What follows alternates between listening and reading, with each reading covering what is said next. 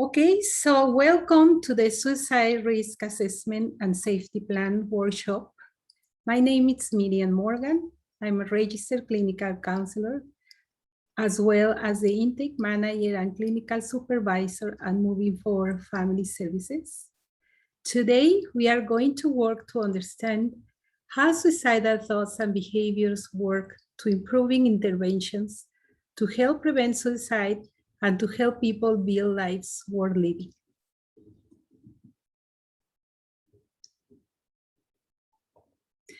So here we have the definition of suicide by the Canadian Association for Suicide Prevention.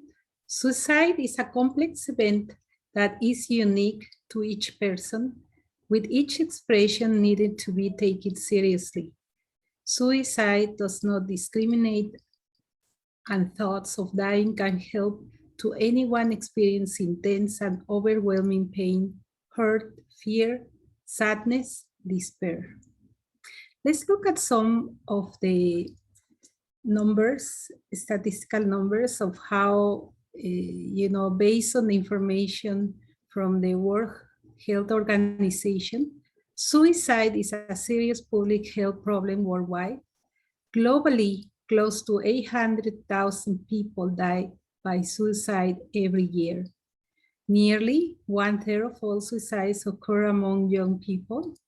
Suicide is the second lead cause of death among 15 to 29 years old, and the second leading cause of death for females ages 15 to 19-year-old. These data correspond to an overall global age standardized suicide rate of 10.5 per 1,000 population, and in 2016, 13.7 and 7.5% for every 100,000 for males and females, respectively. Now, if we look at the statistics around the world, we see that in high-income countries, males are 3 times more likely to die by suicide than females. 79% of all suicide occur in low and middle income. Globally, suicides account for 50% of all violent deaths in men and 71% in women. Suicide rates for both men and women are lowest in persons under 15 years of age and highest in persons aged 70 years or older in almost all regions of the world. So we can see here in this map where Canada is in color orange. That means it's 10 to 15%, of suicide cases for every 100,000 population. So we are very much in the middle of all these data. It is estimated that for each person who dies by suicide, more than 20 others attempt suicide. Suicide attempts are an important risk factor for subsequent suicide. In May 2013, the 66th World Health Assembly adopted the first ever mental health action plan of the World Health Organization. Suicide prevention is an integral part of the plan with the goal of reducing the rate of suicide in countries by 10% by 2020. Did you know that there is a Suicide Prevention Day on September 10 of each year? Well, based on the information from the World Health Organization, 28 countries today are known to have national suicide prevention strategies, while World Suicide Prevention Day, organized by the International Association for Suicide Prevention, is observed worldwide on September 10 each year. Now, I actually didn't recall to see any, announcement on anything in the news or in the media. Perhaps you did, but I think overall Canada should have a more more awareness about this problem, because as we see, the statistics are really overwhelming. Now let's look at suicide in Canada, some statistics. In 2015, 4,047 people died by suicide. In 2019, 4,012 people died by suicide. There is a slight decrease of the people who die by suicide, but I wonder about, the year 2020 and 21, because of the pandemic. Perhaps these numbers may increase again, but we will see that after, the statistics show out the information. All this information has been taken from the Canada Statistics website. And so we see that in 2019, in a population of 12 years and over, both sexes, 3,687,200 of people had suicidal thoughts. An average of 10 people die by suicide each day in Canada, which means that today, perhaps 10 people will die by the end of the day. Based on data from the Canadian Community Health Survey, 14.7% of Canadians have thought about suicide, and 3.5% have attempted suicide in their lifetime. So in Canada, suicide is the 9th cause of death. According to the 2012 Canadian Community Health Survey, we see that, mental health, 15 to 24 years old, had the highest rates of mood and anxiety disorders of all age groups. About 7% of them were identified as having had depression in the past 12 months, compared with 5% of people aged 25 to 64 and 2% of those aged 65 and older. Severe depression is associated with suicidal behavior as well, which is often conceptualized along a continuum from thoughts to plans to attempts and death. As many as 1/5 teens report suicidal ideation in the past year. Suicide is the second leading cause of death among young Canadians, accounting for almost 1/4 of all deaths at ages 15 to 24. Adolescence and early adulthood are critical periods in the development of mental health. Risk and protective factors may differentially influence this group, and rates of depression peak during these ages. A variety of factors can influence mental health. For example, young women tend to be at risk for depression and suicidal ideation. There is strong evidence that supports associations between socioeconomic condition, psychosocial functioning, and mental health. Psychosocial factors, such as experiencing stress or negative social behaviors, for instance, criticism, anger, bullying, are also risk factors for depression and suicidal ideation. Smoking is bidirectionally associated with depression, which may create a lifelong risk. By contrast, participation in physical activity and social support may be protective. Suicide is a complex issue involving biological, psychological, social, cultural, spiritual, economic, and other factors, as well as the physical environment in which people live. These factors can interact and lead a person to have thoughts of suicide or suicide-related behavior. And the stigma associated with suicide and mental illness may discourage many people from seeking the help they need. Now, if we look at some numbers for suicide in First Nation communities, we find that for people 18 years and over, both male and female, 117,900 had suicidal thoughts in the last year. Among them, 23,270 seriously considered committing suicide. First Nation youth die by suicide about 5 to 6 times more often than non-Aboriginal youth. Suicide rates for Inuit youth are among the highest in the world, at 11 times the national average in general.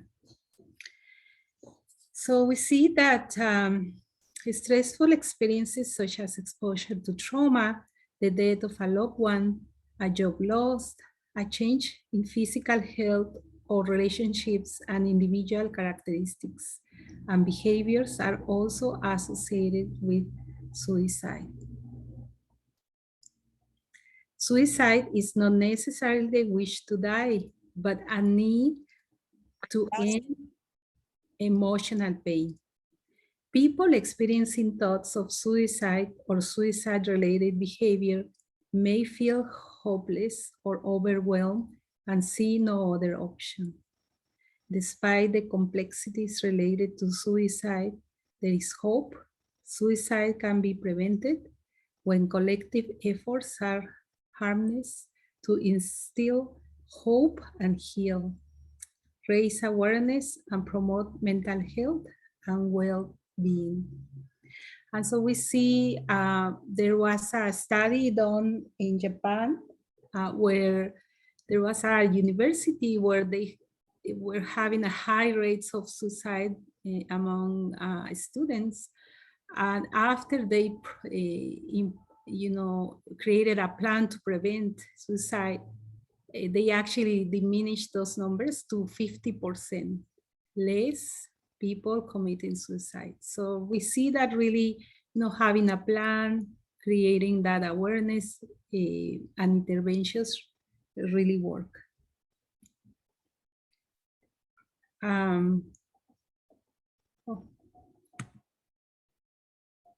So I would really encourage you to look at this website. So Canada does not have a national suicide plan in place, but do have a national framework for suicide prevention. So the website Suicide Prevention Framework, canada.ca. Suicide prevention needs to be prioritized and concerns must be raised by using a multidimensional approach that recognizes social, psychological, and cultural impacts. In December 2020, a 19-year-old from Ontario has been leading a campaign to create a 3-digit national suicide prevention hotline after her own experience, struggling to find support during crisis. The government has signed the support for the 988 hotline. They haven't implemented, but they did sign it. So we hope that soon we can have, and that number for people to reach out for help. Now let's look at the next clip. One day it kind of just came to be too much. Maddie Mugridge was just 13 years old when she began contemplating taking her own life. One desperate night, she logged on to a suicide prevention chat room looking for help, but no one answered. Oh, sorry. I wanted to, what happened?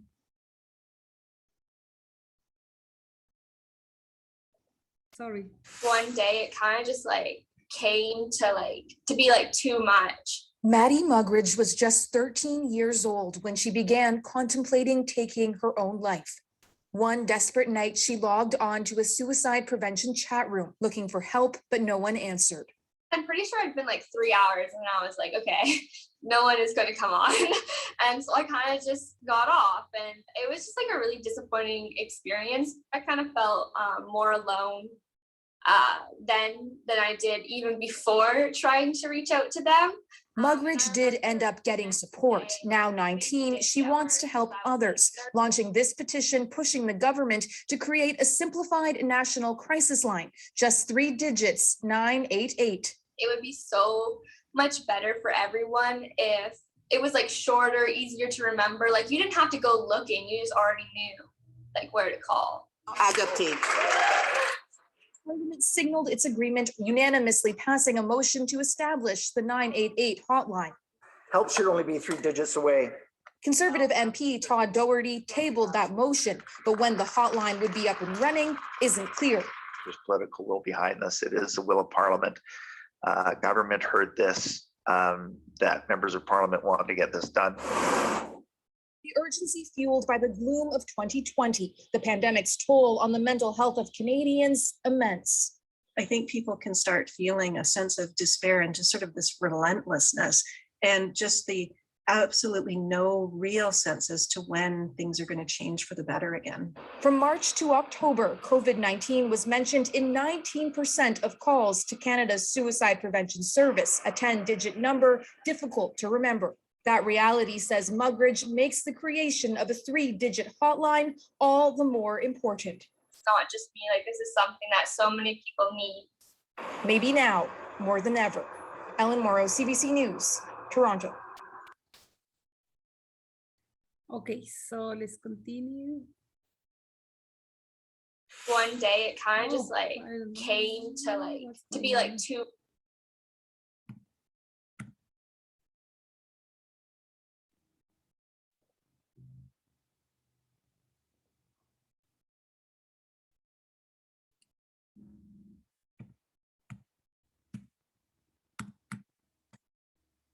Okay, just one moment. Let's see why. Okay, maybe. Okay, there we go. Thank you.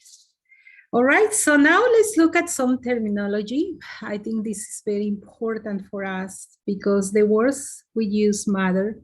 This is a case when we are talking about research, about clinical care, or talking to a friend we are concerned about.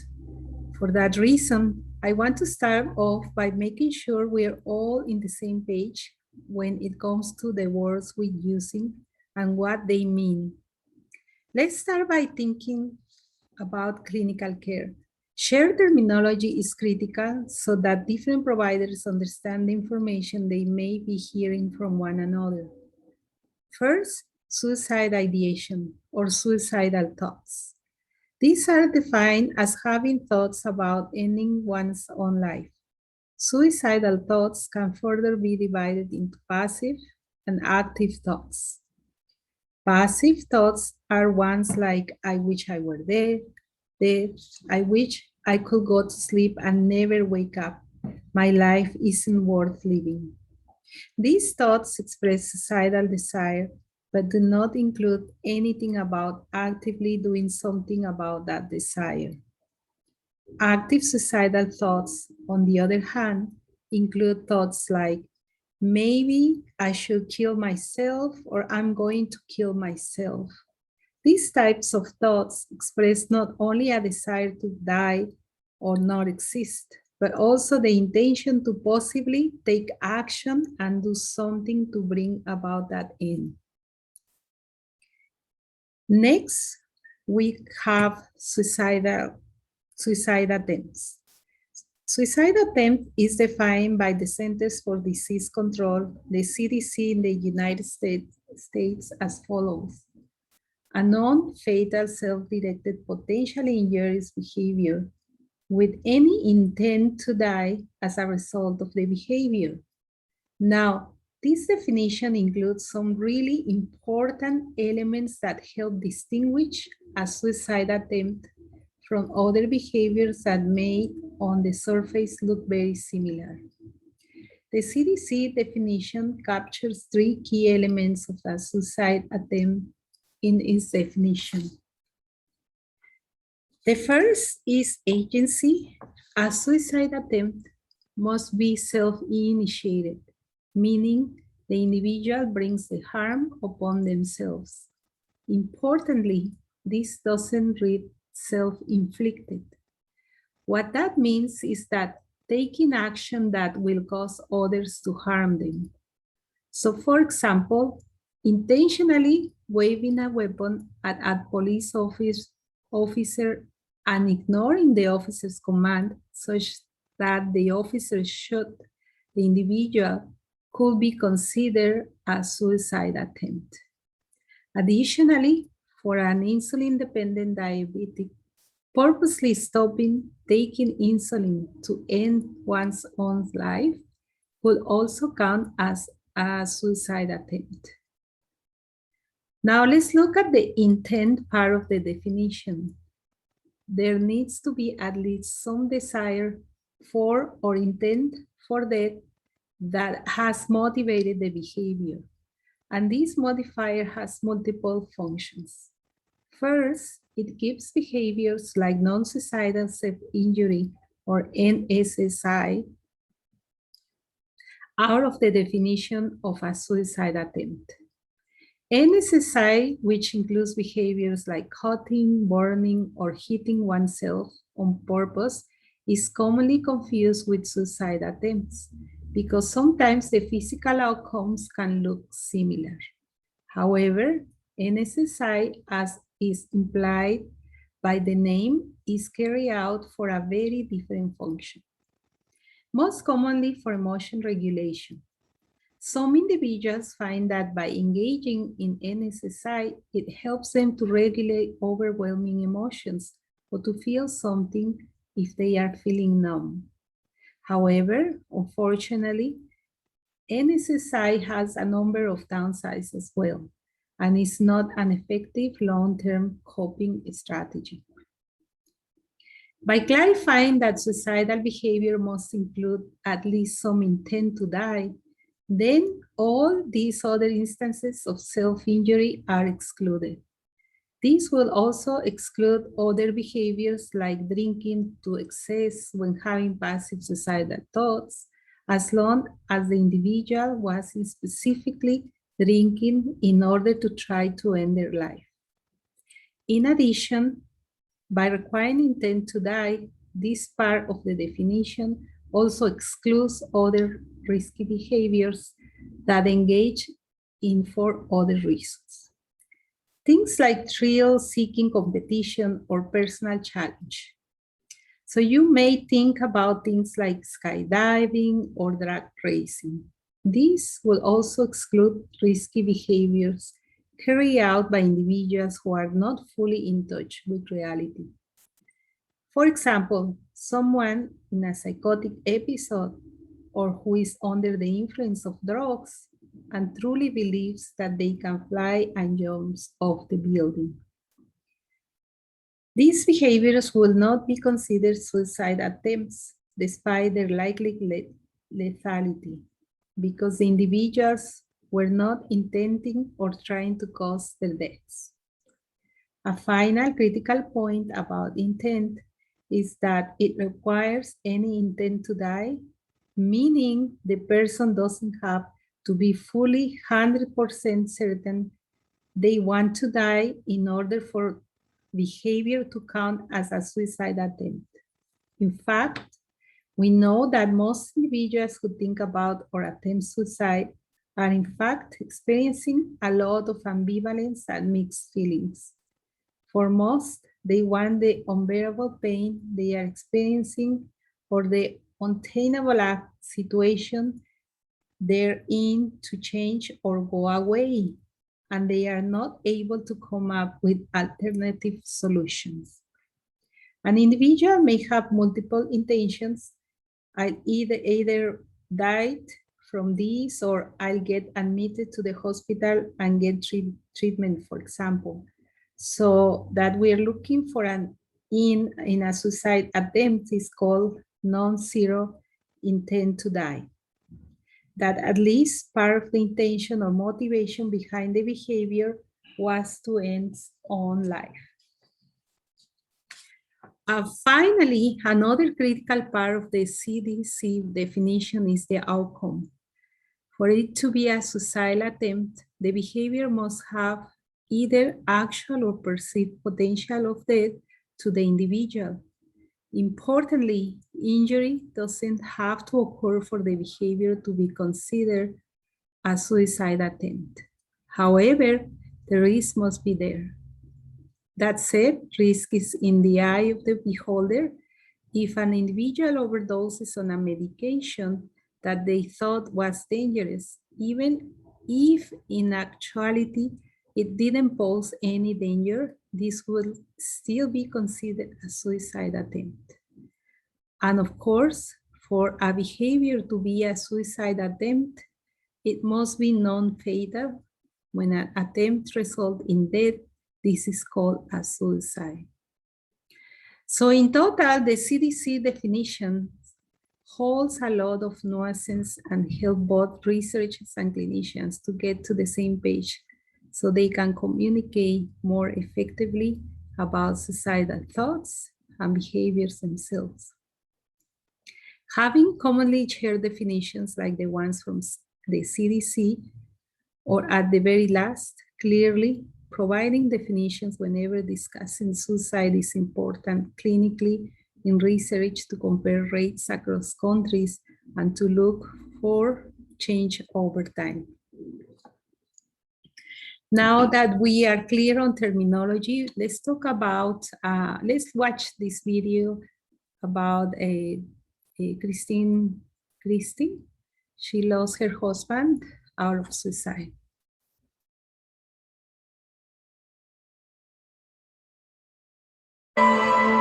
My children, our children, were 14 and 12. And our 14-year-old got up to give the eulogy.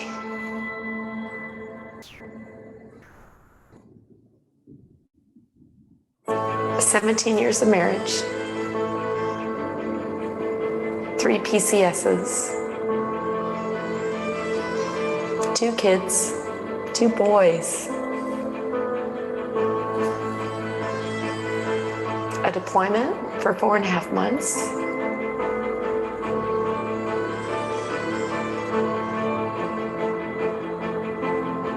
and I couldn't save my husband from committing suicide. It's been 12 years and I haven't seen our oldest son, who would be 26, in over 4 years.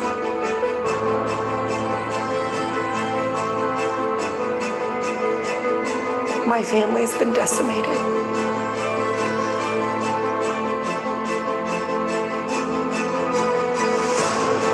I feel like I failed as a spouse and as a mother.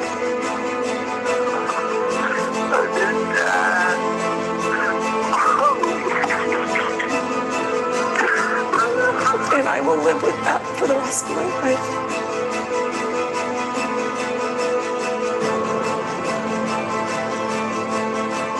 But it's my choice how I live the rest of my life.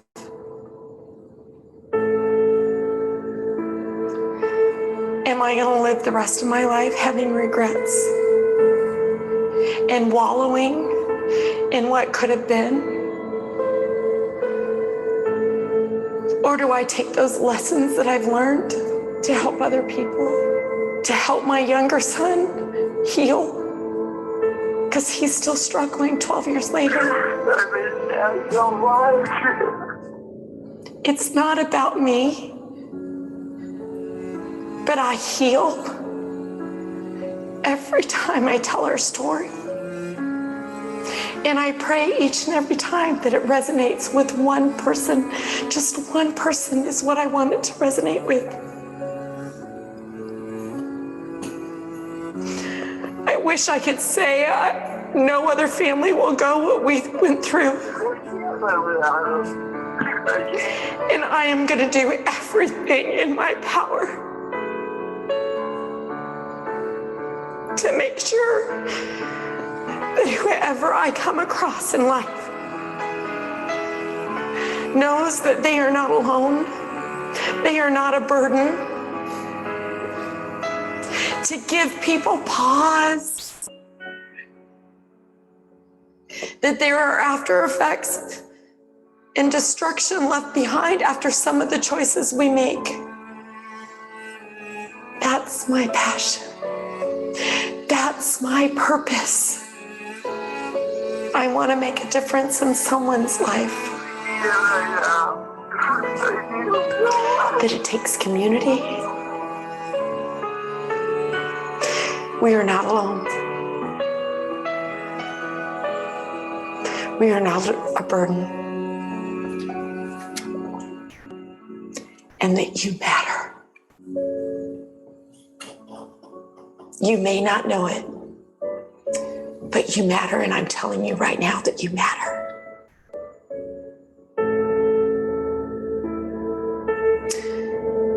I've heard the story before. When you look at a tombstone and you see the birth date and the death date, and you see the dashed line in between, that dashed line means so much more than the birth date and the death date. When I die, I want my birth date, my death date, and an exclamation point in between. I want people to remember how I lived my life. I lived it with gusto. I lived it with zest, with pizzazz, with an exclamation point.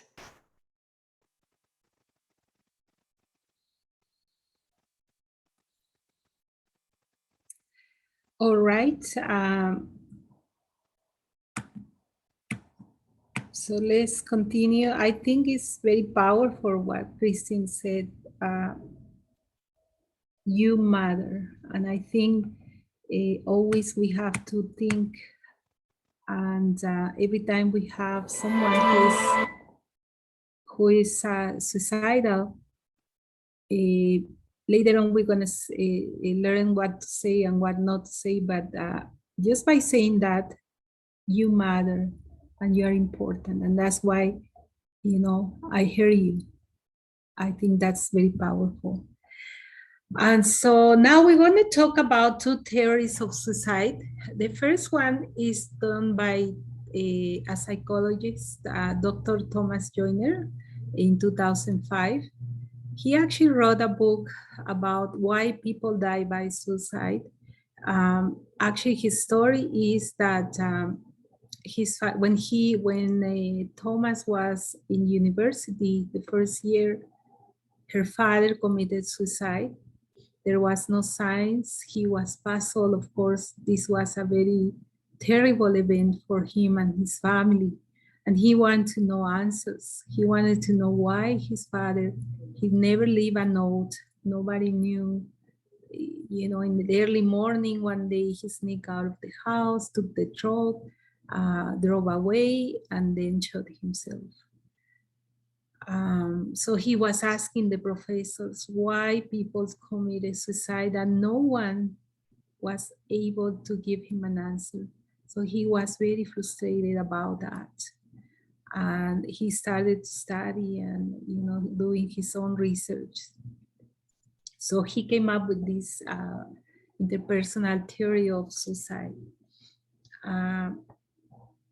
One of the things that he found in clients or patients with just right before they're gonna commit suicide, some behavioral sign, as he called that, is characteristic of the moments and the minutes before a human does something daunting, fearsome, that requires resolve, concentration, and focus, is that they don't blink much their eyes because they are focused, because they are going to kill themselves.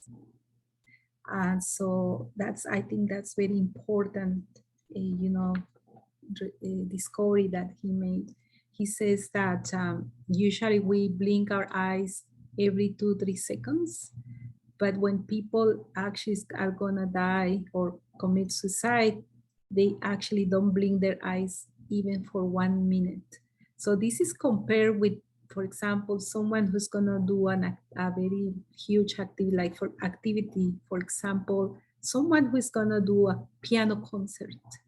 So the person has to be really focused and concentrated And that's the reason why they don't blink their eyes that often.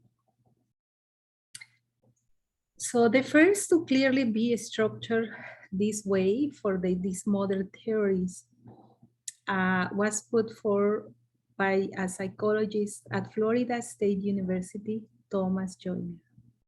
In 2005, Joyner published the Interpersonal Psychological Theory of Suicide, which posits that in order for an individual to die by suicide, they must have both the desire for suicide and the ability to act on those thoughts and approach something as fearsome and potentially painful as causing their own death.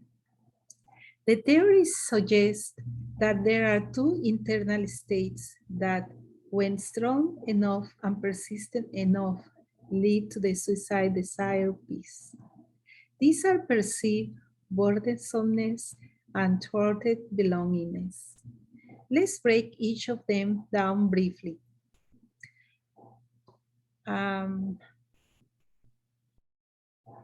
A sense of perceived burdensomeness means that the individual thinks they are dragging down their friends, family, or community. Importantly, this is the perception. If you ask the friends and family of the suicidal individual, they will generally strenuously deny that this is the case. But in the mind of the suicidal individual, they feel like their death is worth more than their life. The second condition the interpersonal theory suggests is needed for suicidal desire to emerge is the feeling of low or thwarted belongingness.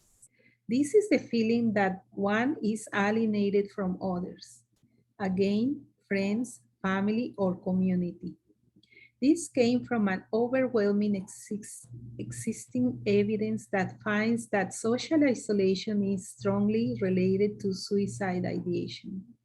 This has been noted across different populations, including adolescents, college students, military members, the elderly, and psychiatric inpatients, among others. Well, the combination of strong and persistent perceived burdensomeness and low belongingness is theorized to lead the suicide desire or suicidal thoughts. Those are not throughout to be important to the transition to suicidal actions without an additional element, something called acquired capability for lethal self-injury. Joyner posited that an individual had to have acquired the ability to act against the natural instinct for self-preservation and instead move towards the fear and pain that involve in lethal actions. The capacity could be acquired via life experiences. As more work on the theory came out, Joyner also noted that individuals come into the world with different levels of risk-taking and pain tolerance, so that it may take less life experience for some individuals to be able to act on their suicidal desire than others. It's the combination of low belongingness, perceived burdensomeness, and acquired capability that result in the conditions when a potentially lethal suicide attempt can take place. Importantly, suicidal desire and suicide capability are orthogonal constructs. This means that they operate independently of each other. An individual may have never had a suicidal thought in his life and still have a strong suicide capability.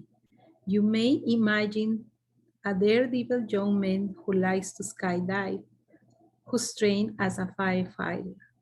This individual came into the world with a high tolerance for risk-taking, engaged in a lot of recreational activities that reinforce that, and then even trained in a career where he practiced moving towards danger, running into burning buildings, and tolerating physical discomfort, overriding his natural instincts to avoid these situations. Now, If this individual never has suicidal thought or desire, then his risk remains low. However, if he does have suicidal desire, his risk of attempting in a serious way is quite high, given the fact that this capacity is so high. So we see here, if we have that condition of, feeling that I am alone, and also feeling that I am a burden to others or to the society, and there is a desire for society, to commit suicide, that doesn't bring the risk higher. What it brings it higher is to being able or capable to commit suicide. So that will be this, small group of people who, when they, they committed or trying to commit suicide, the suicide will be lethal. Now let's look at another theory, the theory of the 3-step. This was developed by David Klonsky and Alexis May in 2015. They both are psychologists from the Wesleyan University, and they first published their theory in 2015. The 3ST expands on the interpersonal theory in a couple of ways. First, it emphasized the evidence that we saw early that there are many risk factors for suicidality overall. Using meta-analysis research, they try to estimate the relationship among suicidal variables. Finds that most variables on that long list of risk factors we saw confer some risk for suicidal thoughts. Few risk factors will tell us anything about who's at risk of acting of those thoughts. For example, things like major depression, hopelessness, or bullying make it more likely that someone will have suicidal thoughts. But none of these things give us additional information about who of those individuals is that risk of acting on those thoughts. So the first step of the 3-step theory seeks to explain how all of these diverse variables can confer risk for suicidal thoughts or desire. It posits that the ideation begins with pain. If someone's experience of living is characterized by being in pain, this can understandably decrease their desire to live. Here, we usually thinking of unbearable emotional pain, but this likely encompasses physical pain as well. In contrast to other theories like the interpersonal theory that highly specific types of pain as being important, like a burden of feeling excluded, the 3ST is agnostic to the source of the pain. All different sources of pain can diminish the desire to live. However, pain alone is not enough to cause suicidal ideation. Hopelessness is also required. For example, think of a tax accountant in April, right before taxes are due.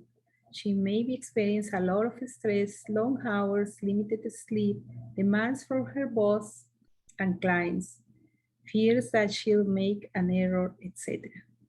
However, if she has hope that this pain will abate, that she just needs to make it to May when her busy season at work is done and some of this stress will lift, she is unlikely to feel suicidal. Similarly, if someone's life feels hopeless and stuck, but it's not very painful, we wouldn't expect suicidal desire to develop. You may imagine someone who feels blah or uninspired by their life, but for whom it's fine and not actively painful or aversive on day-to-day basis. They may not see a high likelihood that things will improve or change, but if today is bearable, then suicide ideation is unlikely. On the other hand, if someone's life includes unbearable pain and he or she feels hopeless that the pain won't improve, he will consider ending his own life. In this case, his life has become aversive and he'll look for a way to escape it. So we see here that the first step will be if someone has pain and hopelessness together. So we say, are you in pain or hopelessness? And if they say yes, then they will develop suicidal ideation. And if they say no, there won't be any suicidal ideation. In short, the combination of pain and hopelessness is what leads to suicidal ideation. And in fact, when we look at some data, this is what we see. People who are low in pain and hopelessness, not surprisingly, don't have much suicidal ideation. More interestingly, people who are high on only one of those two constructs, either emotional pain or hopelessness, also seem to have relatively little suicidal ideation. In contrast, it's the people who are high on both pain and hopelessness who report ideation. The first step to suicide ideation is this combination of unbearable pain and hopelessness. The second step towards suicidal behavior occurs when pain exceeds connectedness. We use the term connectedness here in its broadest sense. Connectedness can mean connection to other people as well, to an interest, a role, a project, or any sense of purpose or meaning that keeps one invested in living. Think about as the things that keep you grounded to life, even when life is very unpleasant. You may imagine a coach whose team is doing poorly, who's having problems in the marriage, who's depressed and hopeless. However, if his sense of connection to the team and his sense of purpose and supporting his team outweighs that pain, then the ideation will worsen. On the other hand, if that connection to other people into that role as coach diminishes, the severity of the ideation is likely to increase among those who suicide ideation. If your pain outweighs your sense of connection, your ideation is likely to worsen. So we see here the connectedness. If is your pain greater than your connectedness? So if they answer yes, then and yes to the first questions, then they will start to develop a strong ideation. But if they answer no in the first question and no in the second one, they answer yes in the first question, but not to the second, then the ideation will be moderate. The final step in the 3ST describes the progression from an active suicide ideation to a suicide attempt. Here are the 3ST first round on Joyner's existing theory of acquired capability that I described earlier. Individuals can acquire capability by way of repeated exposure to pain and provocative events that wear away at the barriers to harming themselves. The 3ST suggests that there are two other contributors to suicide capability in addition. First are dispositional contributors. These refer to contributors to capability that we are born with. Again, for example, some individuals are born with higher or lower pain sensitivity. We come into the world with different levels of risk aversion. You can picture one kid that eagerly jumps on a bike without training wheels and takes off, while another is hesitant to even try a tricycle. The second edition is the idea of practical contributors. Practical variables are concrete factors that make a suicide attempt easier. There are many kinds of practical factors. For example, Some who plans to end their life with a firearm and who has both knowledge and of and access to firearm has much higher practical capability than someone with the same plan who doesn't have that access or comfort. Similarly, a pharmacist who has a lot of knowledge about the lethality and pain caused by different medications, as well as easy access to them at the pharmacy, has a much higher level of capacity than the average individual working around a drugstore. Higher acquired disposition and a practical capability are theorized to increase the risks that a suicidal individual act on their suicidal thoughts. Without capability, suicidal desire will not transition to a suicide attempt. One of the most valuable things about having a comprehensive theory is that offers up points of possible intervention. And then, just in the third step, if the person is answering yes to, are you capable of attempting suicide, then they most likely do suicide attempt. If they answer no, it just remains as an ideation. Where in this progression, can we break the chain and reduce the chances of lethal suicide attempt? At least according to the 3ST, to influence risk, suicidal risk, we can lessen pain, increase hope, enhance connection, or reduce capability. Okay, so I think it's time to take a little break. So we're gonna take